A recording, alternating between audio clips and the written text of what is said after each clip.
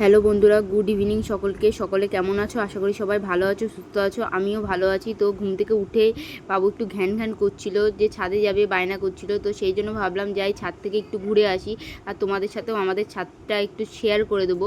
তাই ভাবলাম যে রেডি হয়ে নিই। রেডি তেমন কিছুই না, একটু চুলটা ঠিক করে নিলাম। আর বিছানাটা এলোমেলো হয়েছিল বলে বিছানাটা ঠিক করে নিলাম। আর আশপাশ থেকে আমার ছেলের আওয়াজ শুনতে পাচ্ছ নিশ্চয়ই। আমার ছেলে একটু করে চিৎকার করছে। তো তারপরে বেরিয়ে পড়লাম ছাদে যাওয়ার উদ্দেশ্যে বলতে পারো। তো আমাদের বাড়ির হোম ট্যুর যদি তোমরা দেখতে চাও অবশ্যই কমেন্টস করতে হবে, তাহলে আমার বাড়ির পুরো হোম ট্যুরটা একদিন অন্য ভিডিওতে তোমাদের সাথে শেয়ার করে দেবো। তো আজকের ভিডিওটা একটু অন্যরকম, যার কারণে যারা পায়রা ভালোবাসো তাদের নিশ্চয়ই ভালো লাগবে আজকের ভিডিওটা। তো আমাদের বাড়িতে না বংশগত পায়রা, তো আমার হাজব্যান্ডের খুব একটা প্রিয় জিনিস এই পায়রাগুলো। তো তোমরা যদি দেখতে চাও আমাদের পায়রা পুরো ছাড়া একদিন ছাদের ওপরে, সেইটা আমি একটা অন্য ভিডিওতে তোমাদের সাথে শেয়ার করে দেবো। আর এইটা না পুরো আমাদের পায়রারই ঘর একটা। তারপর তোমাদের সাথে সেটাই বলছিলাম, এক টুকরো ভালোবাসা। তারপর আমাদের পাড়াটাও একটু তোমাদের সাথে শেয়ার করে দিলাম। আর আমার ছেলে না ছাদে আসলে খুব আনন্দ পায়, কারণ একা একা খেলতে পারে আর ওর তো কোনো সঙ্গী নাই। ও ছাদে এসে একা একাই খেলছিল। আমিও আমার মুখটা তোমাদের সাথে শেয়ার করে দিলাম। আর আমাদের পাড়ায় না প্রচুর প্রচুর গাছ, অনেক সবার বাড়িতে, সেটাই তোমাদেরকে দেখাচ্ছিলাম। আমাদের বাড়িতে অতটা বেশি নেই, কারণ আমরা যত্ন নেওয়ার কেউ নেই বলে আমরা অতটা বেশি গাছ লাগাতে পারি না।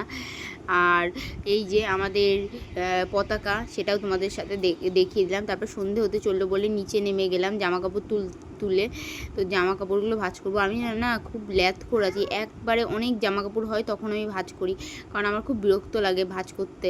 এই জামা কাপড় ভাঁজ করতে আমি এত ল্যাথ খাই আর কি বলবো। কারা কারা আমার মতো আছো অবশ্যই জানিও আমাকে কমেন্টস করে।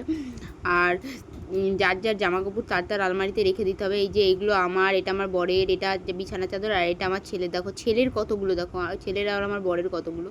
তোমার বরের এক আলমারি ভর্তি মানে জামা কাপড়, কত যে বাদ দিয়ে দেয় তার নেই ঠিক। আর আমার ছেলের আলমারিতে ছেলের জামা কাপড়গুলো রেখে দিলাম। তারপর সন্ধ্যা 6:30 মতো বেজে গিয়েছে, যার কারণে আমার ছেলেকে দুধ গরম করবো বলে, দুধ খাওয়াবো বলে দুধ গরম করতে চলে এসেছি।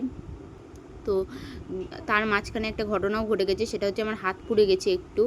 তো যার জন্য খুব জ্বল ছিল হাতটা, সেই জন্য ঠান্ডা দুধ ছিল, তো যার জন্য আমি একটু ঠান্ডা মানে নিচ্ছিলাম, খুব জ্বল ছিল। তো সেটাই তোমাদেরকে দেখাচ্ছিলাম। আজকের ভিডিওটা তোমাদের কেমন লাগলো অবশ্যই কমেন্টসে জানিও। আর ভালো লাগলে লাইক কমেন্ট শেয়ার করতে ভুলো না। টাটা।